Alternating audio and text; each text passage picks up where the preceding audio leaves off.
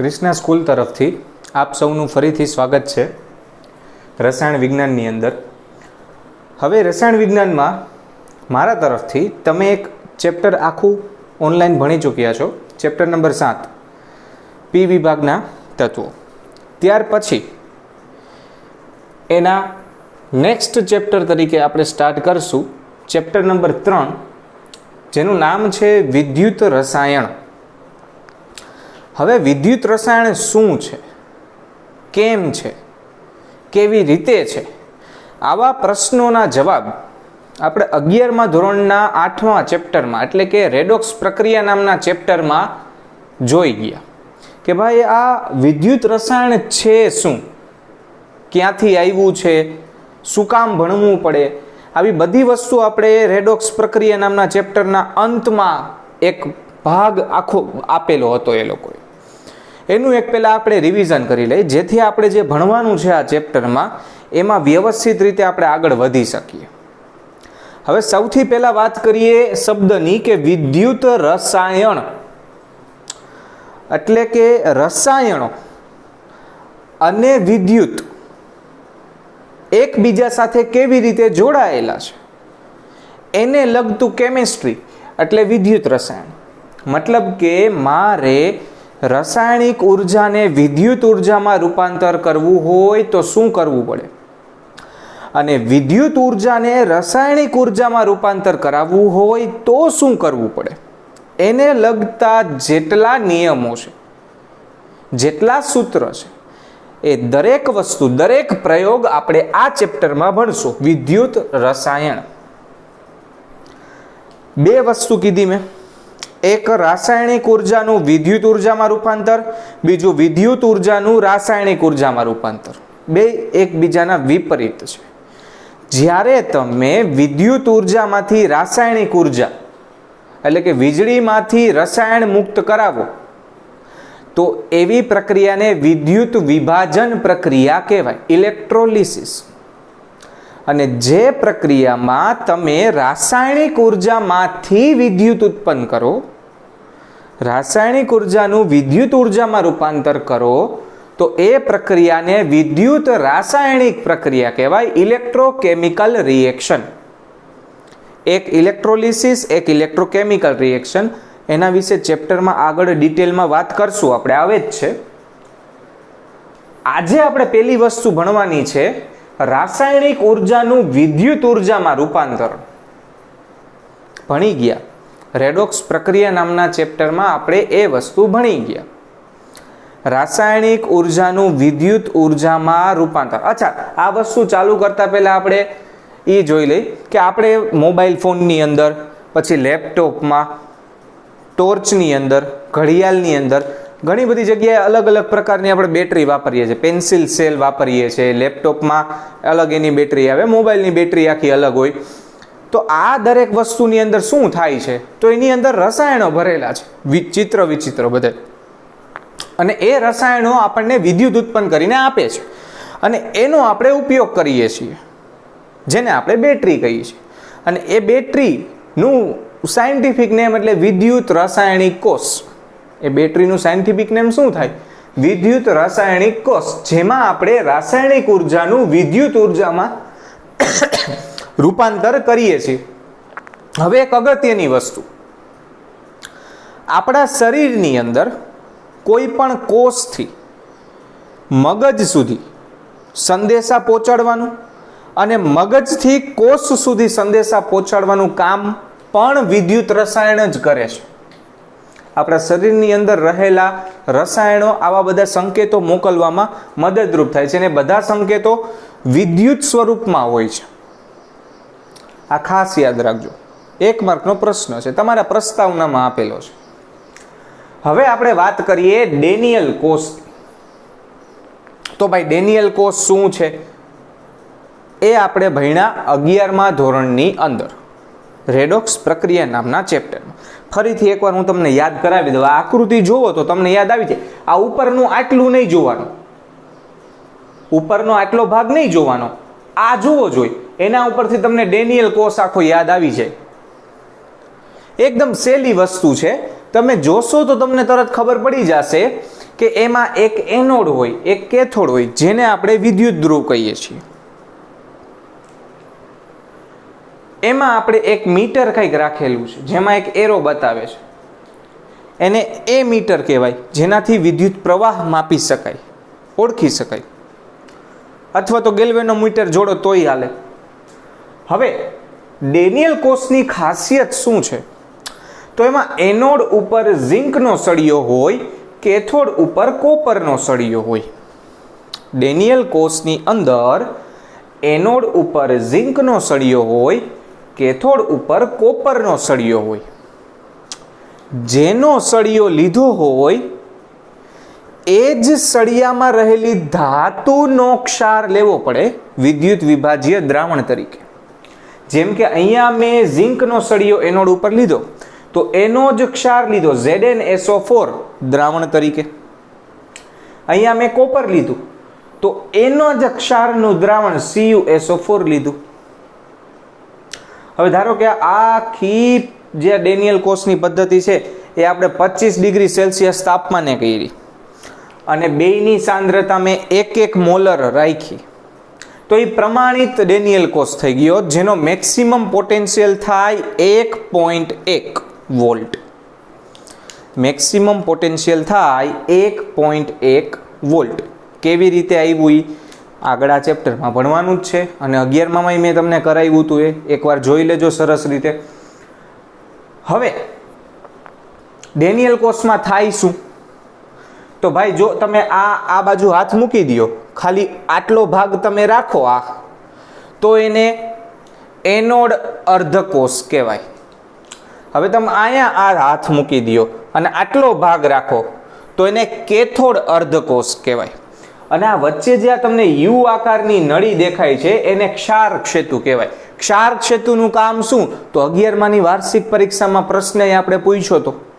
ક્ષાર ક્ષેતુનું કામ એવું હોય, એ બંને વિદ્યુત ધ્રુવ વચ્ચે ઇલેક્ટ્રોનની આપ-લે કરવામાં મદદરૂપ થાય છે, પ્લસ બંને બાજુ વિદ્યુતીય તટસ્થતા જાળવી રાખે છે. કેવી રીતે વિદ્યુતીય તટસ્થતા કેવી રીતે જાળવે? જો આપણે અહીંયા ઇલેક્ટ્રોનનો રસ્તો બતાવ્યો છે. ભાઈ ઇલેક્ટ્રોન આ બાજુ જાય છે. હવે ઇલેક્ટ્રોન જે બાજુ જાય એનાથી વિરુદ્ધ દિશામાં વિદ્યુત પ્રવાહ હોય, રૈવાજિક વિદ્યુત પ્રવાહ. એટલે આપણે વિદ્યુત પ્રવાહની દિશા આ બાજુ દેખાડી, કેથોડથી એનોડ તરફ, અને એનોડથી કેથોડ તરફ ઇલેક્ટ્રોન જાય છે. ઉપર આ નથી કાંઈ અત્યારે, ધ્યાનમાં રાખજો, આ અત્યારે ભૂલી જાઓ. હવે એનોડમાંથી ઇલેક્ટ્રોન નીકળે છે, આવે છે કેથોડમાં, એટલે એનોડ થઈ ગયો પ્લસ. કેમ? કેમ કે ભાઈ એનોડમાંથી ઇલેક્ટ્રોન નીકળી ગયો, પણ આપણે તો અહીંયા એનોડ માઇનસ લખ્યો છે. આવું કેમ? એનોડમાંથી ઇલેક્ટ્રોન નીકળે છે, તો પછી એનોડ માઇનસ શા માટે? ધ્યાન આપજો ખાસ. એનોડમાંથી ઇલેક્ટ્રોન નીકળે છે તો એનોડ માઇનસ શા માટે? અને કેથોડમાં ઇલેક્ટ્રોન જાય છે તો કેથોડ પ્લસ શા માટે? વિચારો જોઈએ ફરીથી. એનોડમાંથી ઇલેક્ટ્રોન તાર મારફતે કેથોડમાં જાય છે, એટલે ઇલેક્ટ્રોન ગુમાવે છે, તો પછી એ નેગેટિવ શા માટે? અને કેથોડમાં ઇલેક્ટ્રોન આવે છે તો કેથોડ પ્લસ શા માટે? કારણ કે આપણે હજી ઉપરની જ વાતો કરી છે, નીચેનું કાંઈ આપણે જોયું નથી. હવે જોવો એ વસ્તુ વ્યવસ્થિત.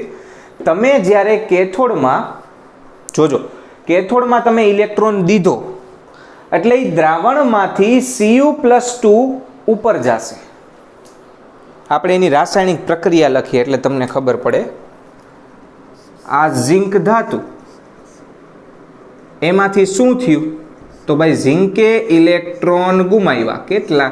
ભાઈ 2 ઇલેક્ટ્રોન ગુમાવ્યા. આ ક્યાં થયું? તો આ થયું એનોડ ઉપર. તો ભાઈ કેથોડમાં શું થયું?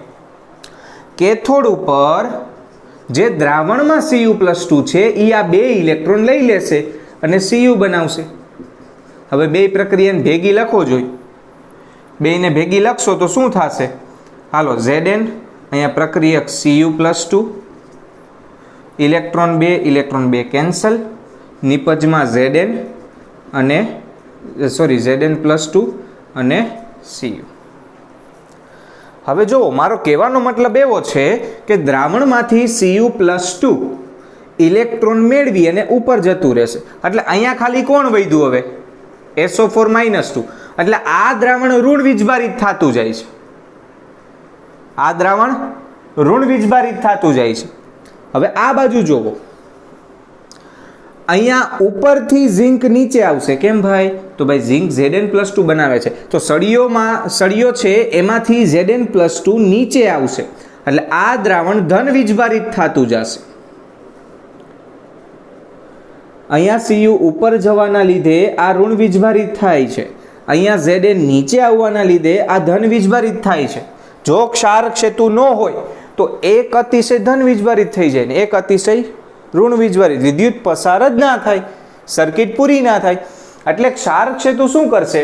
તો ભાઈ આને ધન આયન દેશે અને આને ઋણ આયન દેશે. જો એવું ન થાય કે અહીંથી કોપર અહીંયા જાય ને ઝિંક અહીંથી અહીંયા આવે, ના. ક્ષાર સેતુમાં રહેલા K+, NH4+, Cl- SO4- જેવા આયનો આને સંતુલિત કરે. હવે અહીંયા પ્લસ જોઈ છે તો આ બાજુ K+ NH4+ માંથી કોઈ એક આવશે, આ બાજુ મારે માઇનસ જોઈ છે તો અહીંયા SO4- કે Cl- માંથી કોઈ એક આવશે, જેથી બધી વસ્તુ સંતુલિત થાય અને વિદ્યુત પ્રવાહ સતત ફરતો રહે. હવે પ્રશ્ન પાછો ઈ જ આવ્યો કે આ પ્લસ કેમ ને આ માઇનસ કેમ? તો હવે જવાબ મળી ગયો, કેમ કે ક્ષારક સેતુ આ બાજુ તમને ધન આયન આપે છે એટલા માટે આ પ્લસ, અને ક્ષાર સેતુ તમને આ બાજુ માઇનસ આયન આપે છે એટલે ઈ માઇનસ. આ ખાસ યાદ રાખજો. એનોડ ઇલેક્ટ્રોન મુક્ત કરે છે છતાંય કેમ માઇનસ છે? કેમ કે ક્ષાર સેતુ પાસેથી આપણે ઋણ આયન લઈએ છીએ એટલે.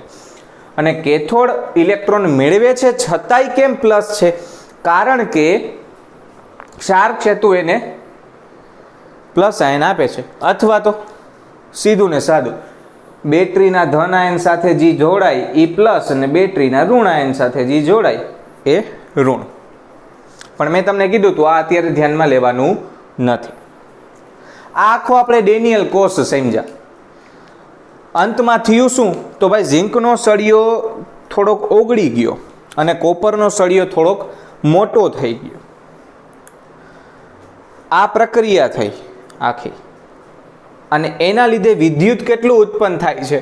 તો મેં કીધું એમ 1.1 વોલ્ટ જેટલું વિદ્યુત ઉત્પન્ન થાય છે. આ વચલો કેસ 1.1 વોલ્ટ જેટલું વિદ્યુત ઉત્પન્ન થાય છે. આવું આપણે 11માં ભણ્યા, ધોરણ 11માં. એનું મેં તમને અત્યાર સુધી એક નાનકડું રિવિઝન કરાવ્યું. હવે ઓરિજિનલી ચેપ્ટર 3 વિદ્યુત રસાયણ 12મા ધોરણમાં આવી. હવે થોડાક હરીફિકેશન કરવાના, હળી કરવાની થોડી બધી. તો મેં 3 કિસ્સા લીધા છે અહીંયા, અલગ અલગ પ્રકારના. મારી પાસે 3 કિસ્સા છે. કિસ્સો નંબર 1, કિસ્સો 2, કિસ્સો 3, કેસ 1, કેસ 2 ને કેસ 3. હવે આ વસ્તુને એકદમ સરળ રીતે આપણે સમજી શકીએ. જો હું એમ કહું કે ભાઈ આ માર્કરની ક્ષમતા 1.1 વોલ્ટની છે, એનાથી વધારે દઈશ તો બટકી જશે, બરાબર? એની ક્ષમતાની વાત કરું છું. એમ આપણી પાસે જે ડેનિયલ કોષ છે એની ક્ષમતા કેટલી વિદ્યુત ઉત્પન્ન કરવા માટે? 1.1 વોલ્ટની. હવે એનાથી વધારે મેં બેટરી જોડી તો માર્કર તૂટી જશે. એની જેમ તો ભાઈ વિદ્યુત ઉત્પન્ન કરવાનું બંધ કરી દેશે, તો એ કેવો કોષ થઈ જાય? વિદ્યુત વિભાજ્ય કોષ. મતલબ કે વિદ્યુતનો ઉપયોગ કરીને રાસાયણિક પ્રક્રિયા કરે. હાલો પેલા કેસ નંબર 1 ની વાત કરીએ. તો મેં જે 12 થી બેટરી આપી છે, એટલે કે 12 નો પોટેન્શિયલ, બહારથી અપાયેલો વિદ્યુત ધ્રુવ પોટેન્શિયલ, બહારના વોલ્ટેજ મેં 1.1 વોલ્ટથી ઓછા રાખ્યા છે. એટલે 12 મેં બેટરી જોડી. આ જો આ લાઈન અહીંયા લાંબી છે, મતલબ કે અહીંયા અવરોધ વધારે છે અવરોધ વધારે હશે તો મળનારા વોલ્ટેજ કપાઈ જશે. જેટલા વોલ્ટેજ મળવા જોઈએ એટલા વોલ્ટેજ બહારના બેટરીના મળે નહીં. એના લીધે આપણને શું ખબર પડી ભાઈ, તો બહારની બેટરીમાંથી મને 1.1 વોલ્ટ કરતાં ઓછું વિદ્યુત પોટેન્શિયલ મળે છે. તો શું થાય, તો ભાઈ કાંઈ ફેરફાર ન આવે. ઇલેક્ટ્રોન જે દિશામાં જતા હતા પહેલા એ જ દિશામાં જશે, ઓરિજિનલ ડેનિયલ કોષની જેમ. વિદ્યુત પ્રવાહ એનાથી વિરુદ્ધ દિશામાં જતો હતો તો એનાથી વિરુદ્ધ દિશામાં જ જશે. એનોડ નેગેટિવ જ રહેશે, કેથોડ પોઝિટિવ જ રહેશે. એનોડ ઉપર ઓક્સિડેશન જ થશે, કેથોડ ઉપર રિડક્શન જ થશે. ઓક્સિડેશન એટલે ઇલેક્ટ્રોન મુક્ત કરવા, રિડક્શન એટલે ઇલેક્ટ્રોન મેળવવા. બધું સેમ છે. મતલબ હવે આનો અવલોકન લખીએ. ફેર શું થયો, તો ભાઈ આ બેટરીના લીધે જેટલો વિદ્યુત પ્રવાહ ઉત્પન્ન થવો જોઈએ એટલો થશે નહીં, પણ થશે ખરા પેલાની જેમ. હાલો જોઈ ઇલેક્ટ્રોનનો પ્રવાહ, તો ભાઈ ઝીંકના સળિયામાંથી કોપરના સળિયા તરફ, એટલે એનોડ પર રહેલા ઝીંકના સળિયામાંથી થઈ તાર મારફતે કોપરના સળિયા તરફ તેનું વહન થાય છે. હવે વિદ્યુત પ્રવાહ એનાથી ઉલટું, તો વિદ્યુત પ્રવાહ કેથોડ પર રહેલા કોપરના સળિયામાંથી થઈ તાર મારફતે એનોડ ઉપર રહેલા ઝીંકના સળિયા તરફ જશે. હવે તો ભાઈ આપણે હમણાં જ વાત કરી, ઓરિજિનલ ડેનિયલ કોષમાં જે થાય એ જ અહીંયા થાય. એનો મતલબ એનોડ ઉપર રહેલો ઝીંક દ્રાવણમાં ઓગળશે અને કેથોડ ઉપર રહેલા કોપરના સળિયા ઉપર કોપર જમા થશે, દ્રાવણમાંથી નિક્ષેપિત થશે, જમા થશે. આ વાત થઈ પેલા કેસની. હવે કેસ નંબર 2, મેં આ જે જોકી છે એને થોડીક પાછળ લઈ લીધી, એટલે હવે અવરોધ ઓછો થઈ ગયો. મેં કેટલો ઓછો અવરોધ કર્યો, તો ભાઈ મારી બેટરીમાંથી હવે કેટલા એક્ઝેક્ટ વોલ્ટ આવવા જોઈએ, 1.1 વોલ્ટેજ જેટલું મને વિદ્યુત પોટેન્શિયલ હવે મળવું જોઈએ. એટલે કે મારા ડેનિયલ કોષની કેપેસિટી 1.1 વોલ્ટની અને હું બહારથી જે બેટરી જોડું છું એનું પણ 1.1 પોટેન્શિયલ. સામે સામે બે એકબીજાને કરે કેન્સલ. હવે તો ભાઈ અહીંથી જેટલું ઉત્પન્ન થાય છે સામેથી એટલું જ પ્રેશર આવે છે, તો પૂરું. કેમ, અહીંયાથી જેટલું પ્લસમાં, અહીંયાથી એટલું માઇનસમાં. ઉપરથી ઇલેક્ટ્રોન આમથી આવતા હતા, અહીંયાથી ઇલેક્ટ્રોન આમથી જતા હતા, બે એક સરખા જ વિદ્યુત પ્રવાહ સાથે આવતા હતા, તો થઈ ગયા 0. એટલે આના દ્વારા ઉત્પન્ન થતો વિદ્યુત પ્રવાહ થઈ ગયો 0. મતલબ કે આ કોષ કોઈ પણ રીતે કાર્યરત છે જ નહીં, સંતુલનમાં છે. કારણ કે ભાઈ એમાં વિદ્યુત ધ્રુવ પોટેન્શિયલ અને કોષનો પોટેન્શિયલ બે સરખા છે. બહારના વિદ્યુત ધ્રુવ પોટેન્શિયલ અને કોષનો પોટેન્શિયલ બે સરખા છે, 1.1 વોલ્ટ. એટલે એમાં કોઈ પ્રકારનો ફેરફાર આવે નહીં. એટલે કે એમાં ઇલેક્ટ્રોન કે વિદ્યુત પ્રવાહનું કોઈ પણ રીતે કાંઈ વહન થશે નહીં. કારણ કે એમાં કંઈ રાસાયણિક પ્રક્રિયા થતી નથી. પહેલા થતી હતી, હવે નથી થતી. હવે ત્રીજો કેસ, અહીંયા થયું વિદ્યુત રાસાયણિક પ્રક્રિયા, વિદ્યુત ઉર્જાનું રાસાયણિક ઉર્જામાં રૂપાંતર થયું. અને અહીંયા થશે વિદ્યુત ઉર્જાનું રાસાયણિક ઉર્જામાં રૂપાંતર. કેમ? કારણ કે હવે મેં જે બહારથી બેટરી લગાવેલી હતી, બહારનો વિદ્યુત ધ્રુવ પોટેન્શિયલ એ મેં 1.1 વોલ્ટથી વધારે વોલ્ટેજ વાળો કરી નાખ્યો. 1.1 વોલ્ટથી બહારની બેટરીના વોલ્ટેજ, એનો વિદ્યુત ધ્રુવ પોટેન્શિયલ વધારે છે. એટલે હવે આનો ફોર્સ આના ઉપર વધી જશે. એટલે મેં જોકી હજી આમ લઈ લીધી, એટલે હવે અવરોધ આટલો જ થઈ ગયો. બરાબર. હવે તો ભાઈ હવે એનોડ અને કેથોડ બદલી જશે, કારણ કે વિદ્યુત પ્રવાહની દિશા બદલી જશે. હવે ઉપરની બેટરી પ્રમાણે વિદ્યુત પ્રવાહ આવે તો ભાઈ અહીંયાથી વિદ્યુત પ્રવાહ નીકળશે અને આમ જશે, તો થયું શું? વિદ્યુત પ્રવાહની દિશા થઈ એનાથી ઊંધી ઇલેક્ટ્રોનની દિશા થઈ. ઇલેક્ટ્રોન અહીંયાથી નીકળશે. ક્લિયર? એટલે હવે કોપર થઈ ગયું એનોડ અને ઝિંક થઈ ગયું કેથોડ. જો તમે બેટરી ન જોડી હોત તો ઊંધું હોત. એટલે બેટરી કયા કેસમાં તમે જોડી શકો? જ્યારે પ્રક્રિયા સ્વયંસ્ફુરિત રીતે શક્ય ના હોય, ટૂંકમાં જેનો પોટેન્શિયલ માઇનસમાં હોય, જે કોષનો પોટેન્શિયલ માઇનસમાં હોય એ વિદ્યુત ઉત્પન્ન કરે નહીં. જેમ કે અહીંયા કોપર છે એ એનોડમાં મૂક્યો છે અને ઝિંક કેથોડમાં મૂક્યો છે, તો આ અસ્વયંસ્ફુરિત થઈ ગયું, વિદ્યુત ઉત્પન્ન ન કરે. તો એમાં મારે રાસાયણિક પ્રક્રિયા કરાવવી હોય તો બહારથી મારે બેટરી જોડવી પડે. કેટલી? તો 1.1 કરતાં વધારે, જેનાથી વિદ્યુતનો ઉપયોગ કરીને આમાં રાસાયણિક પ્રક્રિયા થાય. કારણ કે એના વગર તો રાસાયણિક પ્રક્રિયા શક્ય હતી નહીં. પણ હવે કામ ઊંધું થશે. જેમ અહીંયા ઝિંક ઓગળતો હતો એમ હવે અહીંયા એનોડ ઉપર કોપર છે તો એ ઓગળશે, દ્રાવણમાં જશે. અને કેથોડ ઉપર ઝિંક છે તો દ્રાવણમાંથી ઝિંક કેથોડમાં જમા થશે, કેમ કે ઉપરથી ઇલેક્ટ્રોન અહીંયા આવશે. તો ઓલું કામ ઊંધું થઈ ગયું. હવે ક્ષાર સેતુ છે એ આ બાજુ ઋણાયન આપશે એટલે આ નેગેટિવ, અને ક્ષાર સેતુ આ બાજુ ધનાયન આપશે એટલે આ પોઝિટિવ. ક્લિયર આખી વસ્તુ? તો અહીંયા પેલા કેસ કરતા તદ્દન ઊંધી પરિસ્થિતિ થઈ ગઈ. ઇલેક્ટ્રોનનો પ્રવાહ એનોડ ઉપર રહેલા કોપરના સળિયામાંથી આવી ગયો ઝિંકના સળિયામાં, તો વિદ્યુત પ્રવાહ નથી ઊંધો. કેથોડ ઉપર રહેલા ઝિંકના સળિયામાંથી એનોડ ઉપર રહેલા કોપરના સળિયા તરફ તાર મારફતે. કેથોડ પર એટલે કે ઝિંકના સળિયા પર કેથોડ ઉપર હંમેશા રિડક્શન થાય, એટલે કે ઇલેક્ટ્રોન મેળવે. તો Zn+2 ઇલેક્ટ્રોન મેળવીને ઉપર નિક્ષેપિત થશે, જમા થશે આનાથી વિરુદ્ધ. અને એનોડ ઉપર એટલે જ્યાં હંમેશા ઓક્સિડેશન થાય તો ઇલેક્ટ્રોન નીચે જશે, ઇલેક્ટ્રોન ઉપર જશે, Cu+2 નીચે આવશે. એટલે એનોડ ઉપર કોપરના સળિયા પર Cu ધાતુ ઓગળીને દ્રાવણમાં, વિદ્યુત વિભાજ્ય દ્રાવણમાં જશે. આ વાત થઈ 3 મુખ્ય કેસ ડેનિયલ કોષના, જેમાં તમે બેટરી જોડી હતી અને આપણે હળી કરી હતી 3 અલગ અલગ રીતે. પેલી હળી શું કહી દીધી? તો ભાઈ મેં એનો વિદ્યુત ધ્રુવ પોટેન્શિયલ 1.1 થી ઓછો રાખ્યો હતો બહારની બેટરીનો, બીજામાં એક્ઝેક્ટ 1.1 રાખ્યો, કાંઈ ન થયું. અને ત્રીજામાં 1.1 થી વધારે રાખ્યો, તો એના લીધે તરત જ પ્રક્રિયા તદ્દન વિપરીત થઈ ગઈ.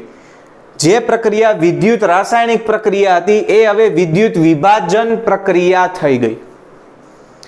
આ વસ્તુ ખાસ યાદ રાખજો. 11માં જે ડેનિયલ કોષ આપણે ભણ્યા એની આગળના 3 કિસ્સા અહીંયા આપ્યા તમને, બરાબર. હવે અમુક બીજી વસ્તુનું આપણે રિવિઝન કરીએ. તો ભાઈ અર્ધકોષ મેં તમને પહેલા જ કીધું, આ એક ભાગ લખો તો એ ઝિંક અર્ધકોષ કહેવાય, આ બીજો ભાગ લખો તો આ કોપર અર્ધકોષ કહેવાય. 2 અર્ધકોષોને ક્ષાર સેતુ વડે અને તાર વડે જોડો તો એ આપણો વિદ્યુત ધ્રુવ પોટેન્શિયલ ધરાવતો કોષ બને. જો એ સ્વયંસ્ફુરિત પ્રક્રિયા કરે તો આ કેસમાં સ્વયંસ્ફુરિત પ્રક્રિયા થાય, કારણ કે એનોડ પર રહેલો ઝિંક અને કેથોડ પર રહેલો કોપર આપણને પ્લસમાં વિદ્યુત ધ્રુવ પોટેન્શિયલ આપે છે 1.1. બરાબર. નેક્સ્ટ લેક્ચરની અંદર આપણે વાત કરશું કે આપણે આ બધા વિદ્યુત ધ્રુવ પોટેન્શિયલનો ઉપયોગ કેવી રીતે કરવો, એનું સૂત્ર કેવી રીતે તારવવું, ક્યાં એનો અલગ અલગ જગ્યાએ ઉપયોગ થાય છે, આવી દરેક વસ્તુની માહિતી નેક્સ્ટ લેક્ચરથી એટલે કે નેક્સ્ટ લેક્ચરથી આપણે ઓરિજિનલ ચેપ્ટરમાં એન્ટર થશું. આ 3 કિસ્સા ખાસ યાદ રાખજો. આકૃતિ ઉપરથી ઘણી બધી માહિતી તમને મળે છે, તો આકૃતિને ખાસ વ્યવસ્થિત રીતે સમજવાની કોશિશ કરજો. ફરીથી ડેનિયલ કોષની હું તમને વ્યાખ્યા આપી દઉં. તો ભાઈ જ્યાં એનોડ તરીકે ઝિંકનો સળિયો, કેથોડ તરીકે કોપરનો સળિયો હોય અને વિદ્યુત વિભાજ્ય દ્રાવણની સાંદ્રતા 1 મોલર હોય અને તાપમાન 25 ડિગ્રી સેલ્સિયસ હોય તો એવા કોષની રચનાને પ્રમાણિત ડેનિયલ કોષ કહે છે જેનો પોટેન્શિયલ 1.1 વોલ્ટ જેટલો હોય છે. આ યાદ રાખજો, વ્યાખ્યા તમને ટેક્સ્ટ બુકમાં મારાથી સારી ભાષામાં આપેલી છે, એ વ્યવસ્થિત જોઈ લેજો. 1 માર્કમાં તમને વ્યાખ્યા પૂછે, કેમ કે હવે થિયરેટિકલ પેપર થઈ ગયું છે. એટલે આ 3 કિસ્સા ખાસ યાદ રાખજો. આ ચેપ્ટરમાં આપણે 2 વસ્તુ મુખ્ય ભણવાની છે. પહેલી વસ્તુ આવશે રાસાયણિક ઉર્જાનું વિદ્યુત ઉર્જામાં રૂપાંતર, અડધું ચેપ્ટર એનું છે. પછી અડધું ચેપ્ટર છે વિદ્યુત ઉર્જાનું રાસાયણિક ઉર્જામાં રૂપાંતર. આ 2 વસ્તુ વિશે આપણે ડિટેલમાં નેક્સ્ટ ચેપ્ટરથી વાત કરવાની ચાલુ કરશું. ટૂંકમાં નેક્સ્ટ લેક્ચરથી આપણે આ વસ્તુ ઉપાડશી, રાસાયણિક ઉર્જાનું વિદ્યુત ઉર્જામાં રૂપાંતર. Thank you.